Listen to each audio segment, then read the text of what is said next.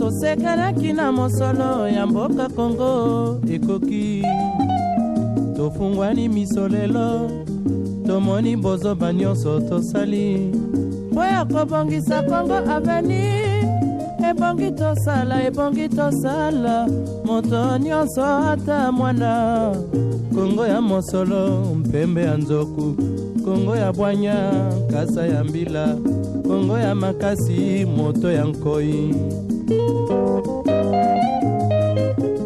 Mesdames et messieurs, très chers téléspectateurs, comme vous pouvez les constater et comme vous l'avez vu à travers notre générique, il s'agit bel et bien de votre émission Écho de la Déjorkassé. Et nous sommes là pour vendre l'image de cette grande régie financière provinciale. Eh bien, aujourd'hui, chers téléspectateurs, comme toujours, vous le savez, cette émission Écho de la Déjorkassé, nous la présentons avec un confrère qui ne peut plus à présenter, il est juste à côté de moi, c'est Eric Solo, journaliste. Salut Eric Solo. Bonjour très cher André Matombe, bonjour à tous nos nombreux téléspectateurs qui nous sont en ce net moment.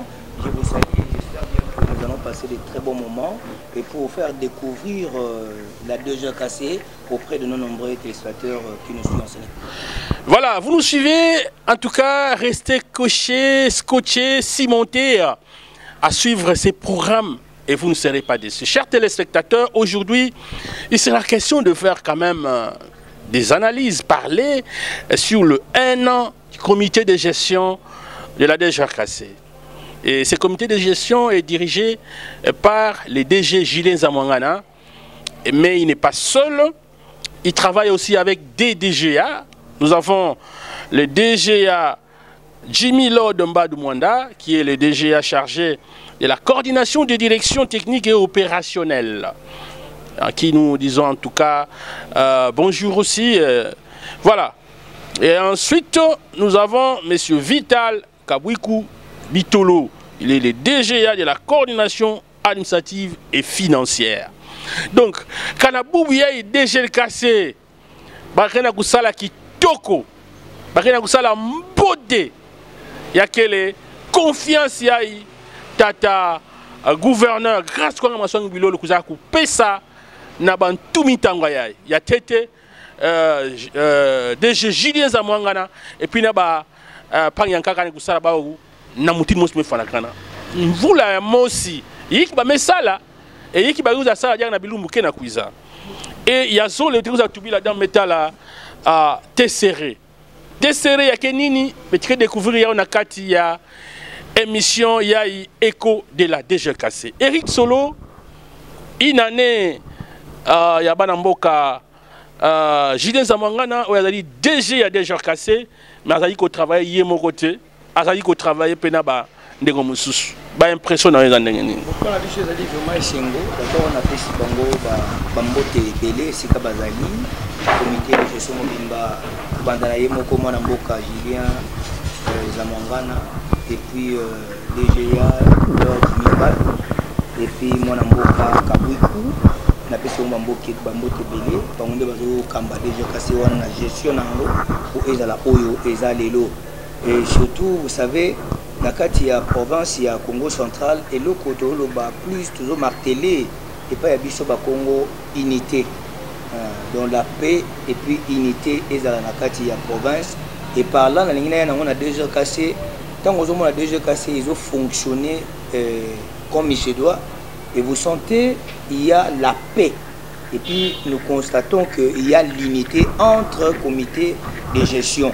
Et par là, ceux qui paix ezali, unité ezali, bako travailler d'un commun accord en synergie, en symbiose, et qu'on permettre bango ba réfléchir comment bako ko apporter de meilleur na bango na comité wana. Et vous sentez que na kata Déjorkassé et loko liboso harmonie wana, il y a gestion financière au sein de Déjorkassé pour na wana toujours boire ba flair et belé, toujours mon collaboration parfaite directe na directeur général DG Julien Zamwangana. Par là, en tout cas, côté on a toujours déjà que pour Monguna à Kota, ou bien par intention, babilo comme monsieur yaka pour na koluka ko kabola batu et kozalate. Pourquoi? Parce que Donc transparence na gestion na bango ezali. Là vraiment to lingi to souligner place wana pour to jeter ba fleur na comité de gestion oyo. Voilà.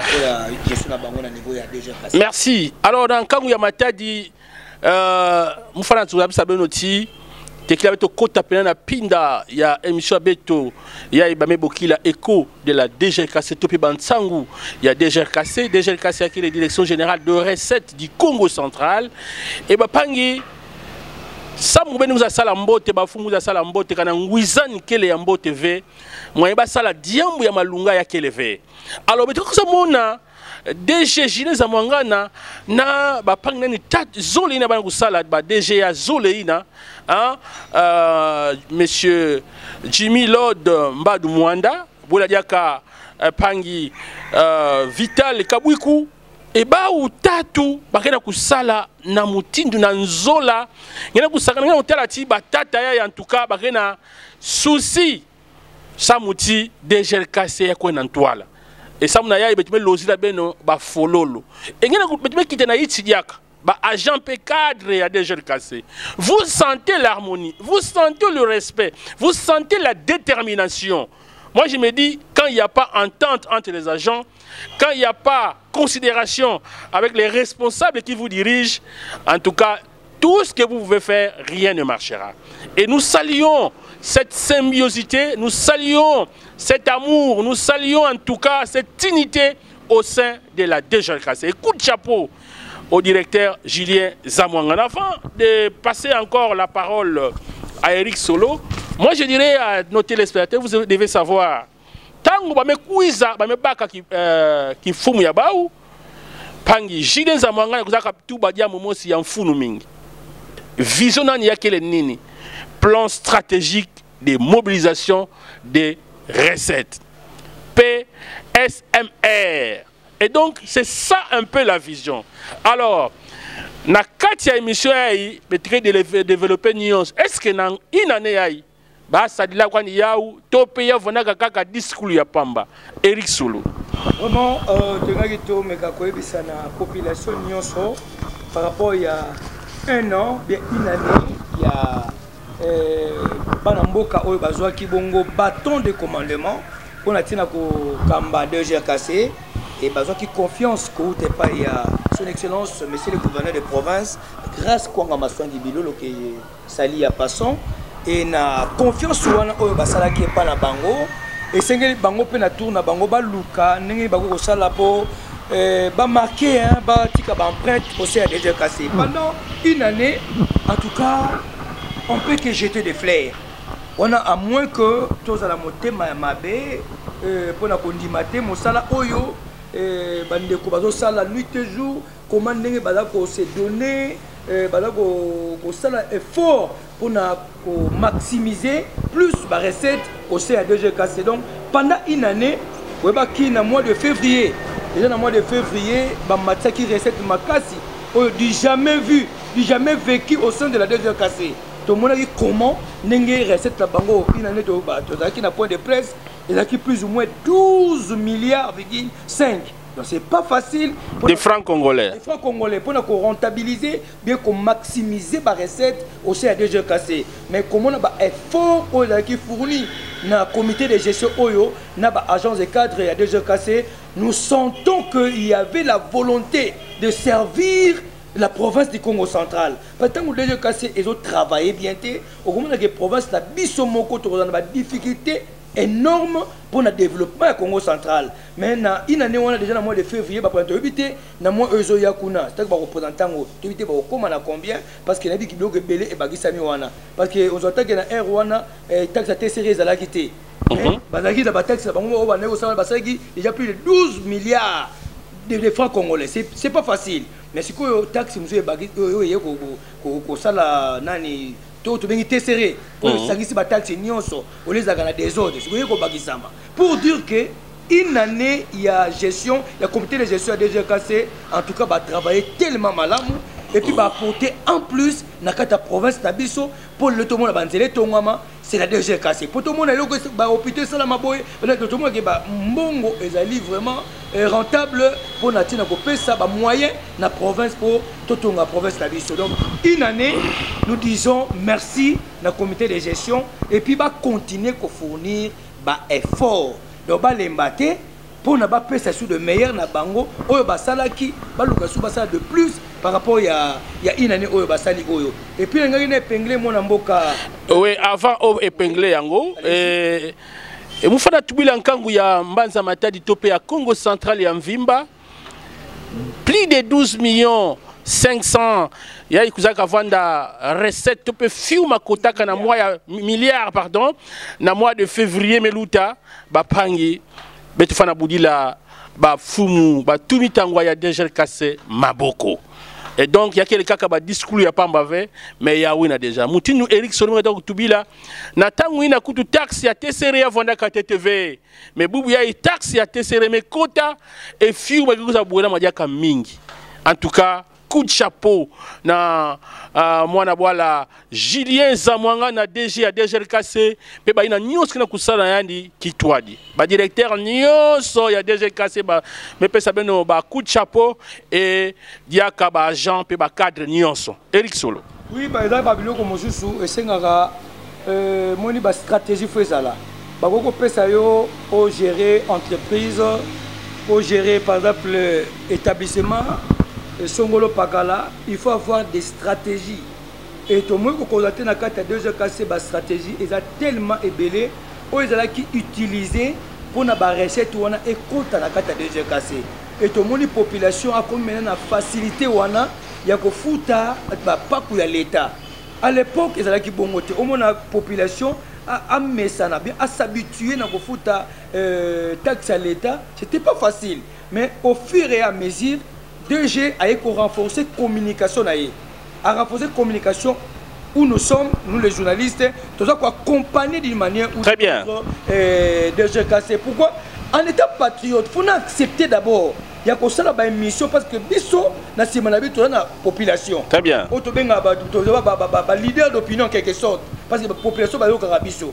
Donc tant na lobby et locaux, c'est que la population dans facilité Eric Solo a lobby ni.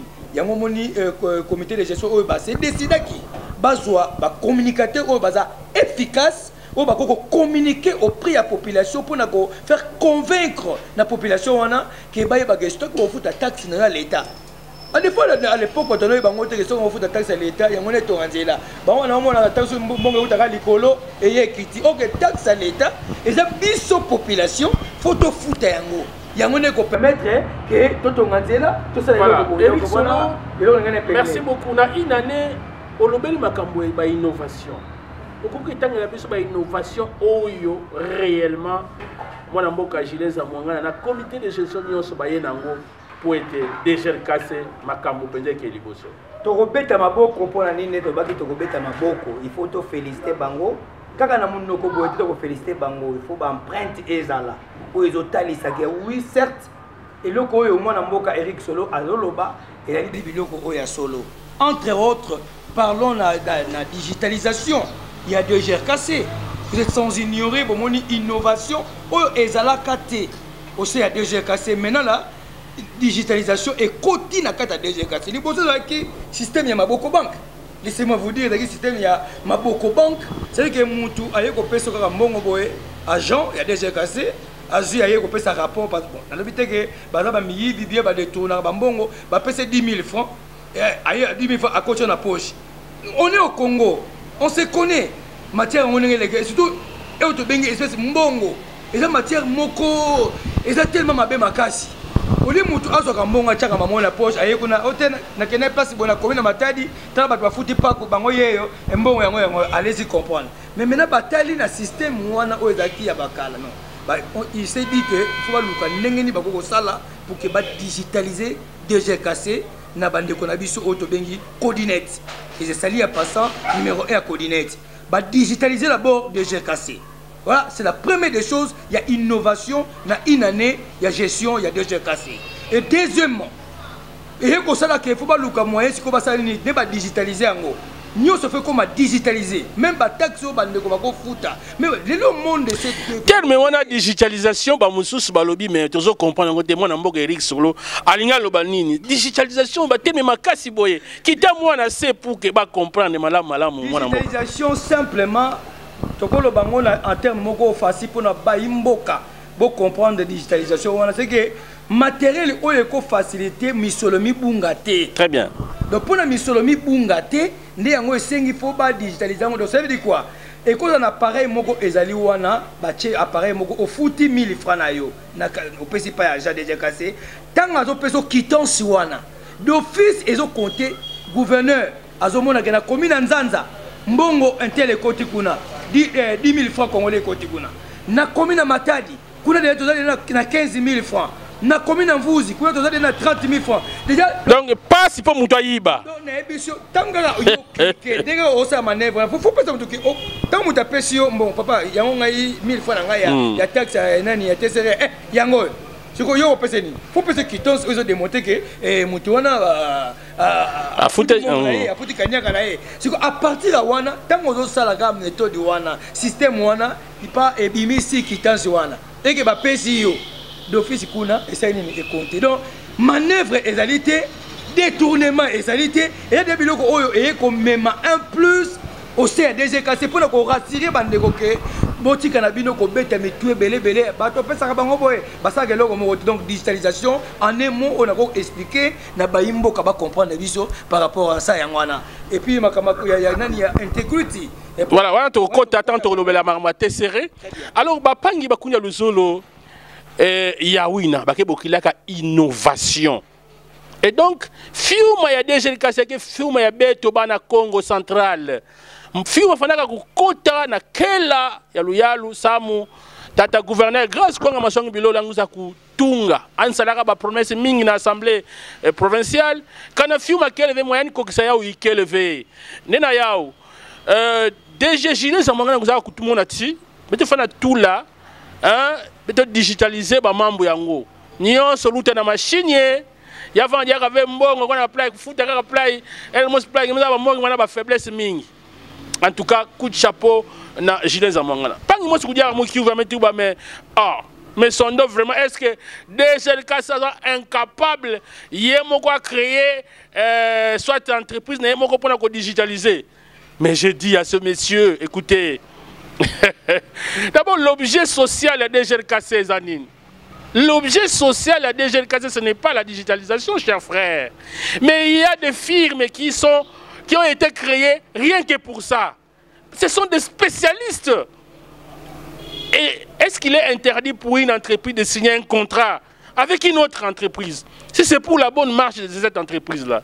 Et d'ailleurs, depuis que Codinette est là, on a compris que la recette. Voilà, donc là, j'ai réservé quand même la réponse na Pangina. Donc, l'objet social de la DGLK, ce n'est pas la digitalisation. Il y a des entreprises qui ont été créées pour ça, spécialisées pour ça.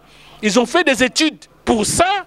Et ces entreprises sérieuses par rapport déjà au Bassalak. Donc, je crois que na répondre na mutuna wana. Alors, tout côté na maman likambo yami bale. Balobi TC.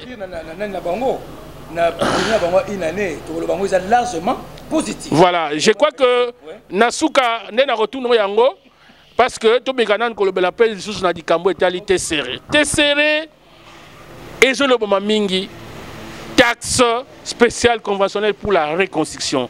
Eric Solo taxe oyo importance nango ezanini. Rôle nini peut ko jouer na katia DGLK.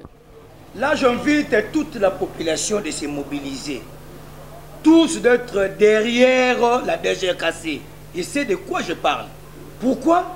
Parce que tango taxi à l'État, vous foutez un côté. Cause la nzelate. Cause la construction à hôpital. Cause la construction à école. Cause la développement à Congo central. Si nous payons le taxe au sein de la DGLK, et par là, nous allons voir qu'il y aura le développement intégral dans notre province du Congo central. Mais tant que la population est au foot en taxe, pas quoi l'État. Tu comprends, on attend tout ce qui est tout dépendant de Kinshasa.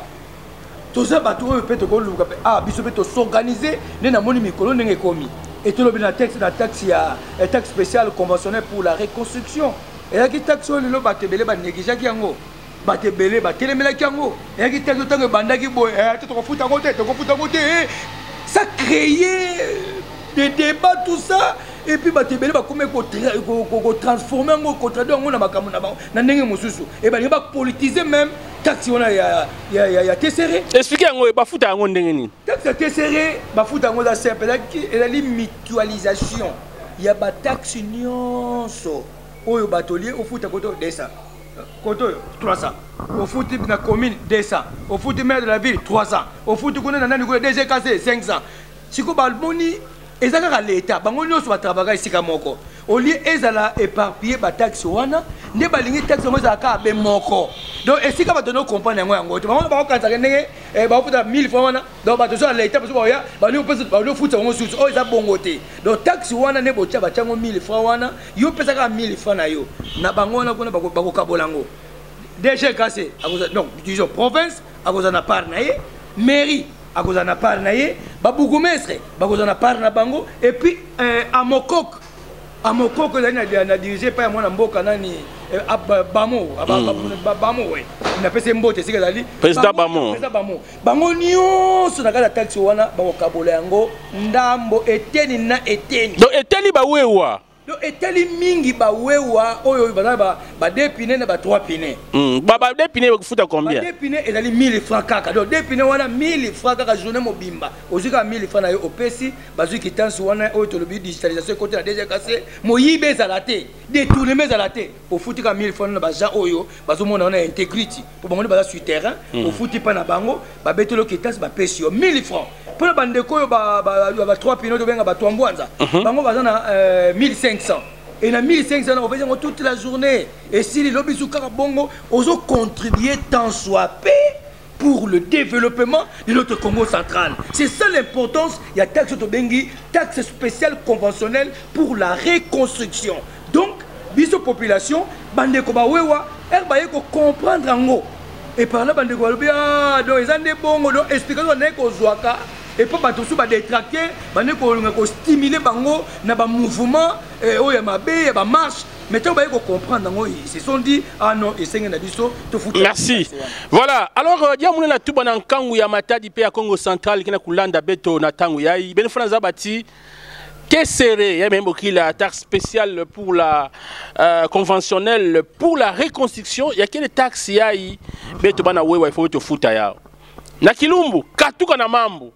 Pas même quand on vérifier même tel que angeyo quelque chose que bilumbu ba me bokisa même kangange ya ke faute ya Beethoven ngenge na ba pine tatu ay Eric me bokila tombwanja 1500 ya pamba tala moi taxe na kaka ngimeka futa yao gouverneur à province anike sala bisalu façon an pesela kaao chilulu na assemblée provinciale quand ku futa kelevé ben vingila pe banzi la vie. Donc, il y a un kangu nyonso ya matadi pe ya Congo central. Beto futa ba pakwa beto na mutini mosi mefwa na kana. Alors, il le 20 mai année 2025 le ministre provincial de la finance Ani Salaka lancement na yao. Donc, Tesseré ba lancé le 20 mai 2025 ya salaminaka na rond-point Londe, je crois que bifigula ya una meninga kumona et donc il y a que les membres ya mfunu mingi samuna tomosono ya province ya Beto ya Congo central. Eric Solo. Oui, Zaki Pena est important pour lancer officiellement taxe wana tozala ki soto na rond-point à Londe sikani tomona ki nenge cérémonie et lesquels qui wana présence ya ministre Joyce Louye le ministre de la finance azalaki wana pona ko lançango officiellement et bana wewa bazalaki wana bien qu'ils qui incompris pour les uns et puis compris pour les autres et bandeko qui comprendre que taxe yango ezalaki vraiment importante pour na ba futa yango pour na bandeko ya wewa. Eric Solo Ozo continuer na yo, mais tout le monde qui descend sur le terrain, il y a mon mboka Julien Zamwangana pe ba kondi mususu, il y a des gens cassés toujours dans le cadre ya ko sensibiliser la population pour la taxe wana. Ba sensibiliser ki bango ba continuer toujours mais si ko na moment où il y a sensibilisation parce que na moment où comme si ko exécution. Très bien. Donc comme si ko exécution, il faut maintenant moi na wewa nyonso futa nani taxe wa tesseré. Donc ba tika ki 3 mois. 3 mois batika ki wana da ki juste pour na ba yeba ne ba wazo da ba précaution comment faire comment ne ba ko s'habituer pour que ba futa dans le moment oyo na zabisa yo DG Gilles Zamangana na équipe de gestion na mobimba ba comme si ko kita sur terrain soki au footité là je dis ça tout haut c'est que soki au footité taxi wana te moi na wewa oyo to ambwanda ke weseke e ko futi yangote ba otama na ba gens à la police bazui moto na yo bakangi yango et kena la police et puis bazui au foot et puis après 20 000 au ko futa d'abord pour retirer moto na yo wana au foot sur nani au foot sur mbongo à nous sonner ba dépense pour inutile na place oyo au peut ça 1000 francs 1500 francs congolais faut mettre la biloko yo très bien na poto biloko et comment nango donc c'est que bato baza déjà habitués. Et nous avons fait des taxes, nous avons fait des Dubaï, en tout cas Dubaï qui to, nous tout cas toqué le Dubaï. C'est comme nous cas Dubaï, on bokende, bokende quand on Dubaï. Mais ah on a fait il y a 50 na yomoko. Pourquoi poko bongisango? Toko bongisa Congo na biso na ko futa ka pa kwa l'état. Soko lingi kemboka etongama. Tout le monde a banzelé dans la bien, il faut to futa ba pa kwa l'état. Donc na minute oyo commis exécution au foutité, yongo na wewa ba temps au contrôle. Et après 13 heures 1 minute. Je dis bien après 13 h 1 minute, 2 minutes, ce que vous allez contrôler, parce que et donc ils ont prouvé que au foot, ce que ça a été d'office, basé au moto, la police. Alors, c'est simple. On doit éviter les problèmes, pangi bana wewa, beto manga, problème kubwa na misiku ku violer bien misiku ya l'état.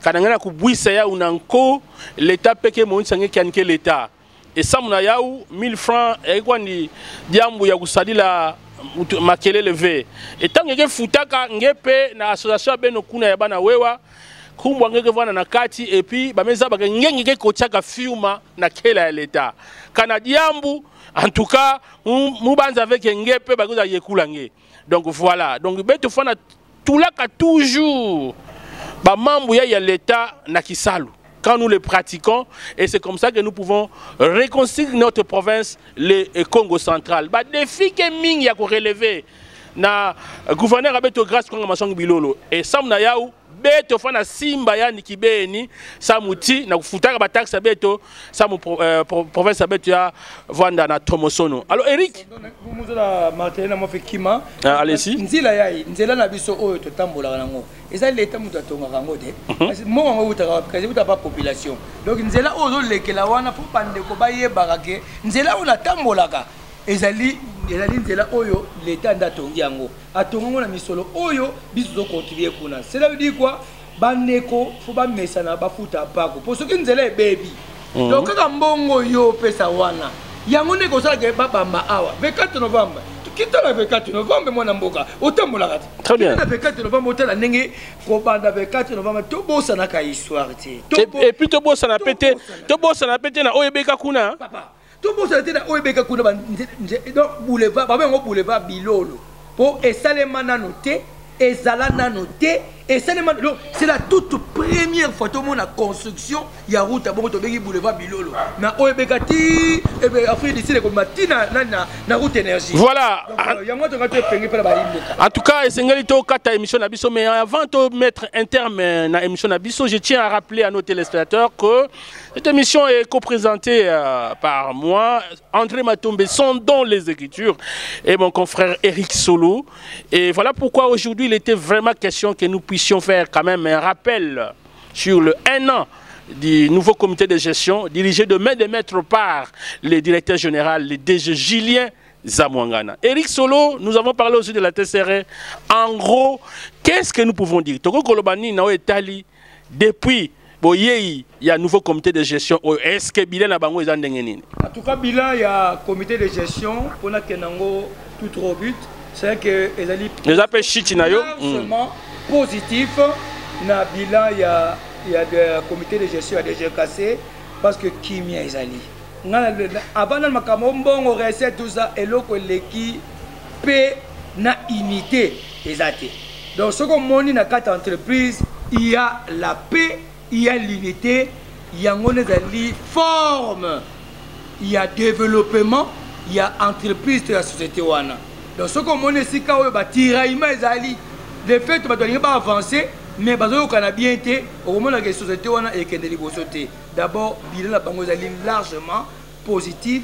Et puis tout bois ka ba fleur ebelé na comité de gestion oyo et si ka bazali nzambe alola apambola bango pe abatela bango ba continuer toujours na harmonie oyo na symbiose oyo na synergie oyo ba langage moko na population ya Congo central ya ville Matadi bo futa ba taxi oyo ya l'état et puis ce que bo moni ba agent ya DGKC ba kiteli bino na kati ya ba avenue na kati ya ba quartier na kati ya ba commune bo benga na bango te bo yamba bango po bango nde bazosala po bazwa misolo eza pa na bino po eya po totonga mboka na biso yango nasengi na population tomesa na culture wana ya kofutaka mpako ya leta po mokolo mosusu kozala na ntango kobima libanda nde komona koma ndenge baseraka bato na makambo etali taxe bana wewa kofuta te sere na bino oyo ezali taxe spéciale conventionnelle pour la reconstruction bofuta yango 1000 fois congolais sur rien sikoyo tokomi na moment ya exécution olebakanga yo et vous avez monté bakanga yo que le foot a susu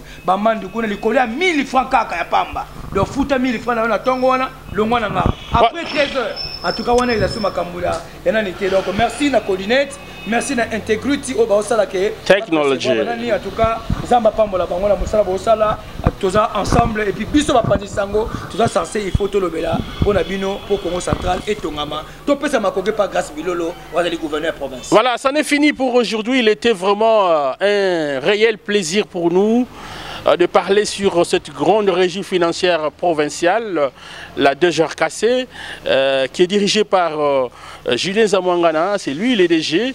En tout cas, nous disons grand merci à vous tous qui nous avez suivis. Et aujourd'hui, il était question de parler un peu du bilan de 1 an de ce nouveau comité de gestion, mais aussi nous avons parlé sur la taxe spéciale conventionnelle pour la reconstruction, la TCR.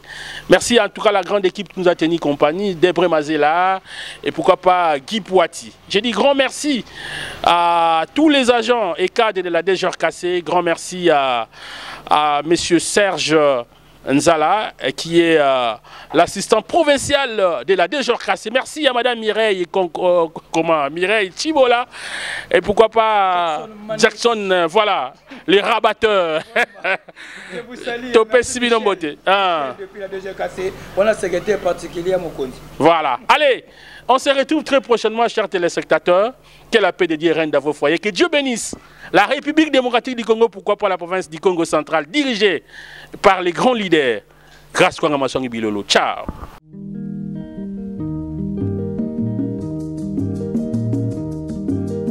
Mikolo tosekanaki na mosolo ya mboka Congo ekoki tofungwani misolelo tomoni bozoba nyonso tosali Boya kobongisa Congo avenir ebongi tosala moto nyonso ata mwana Congo ya mosolo mpembe ya nzoku Congo ya bwanya kasa ya mbila Congo ya makasi moto ya nkoi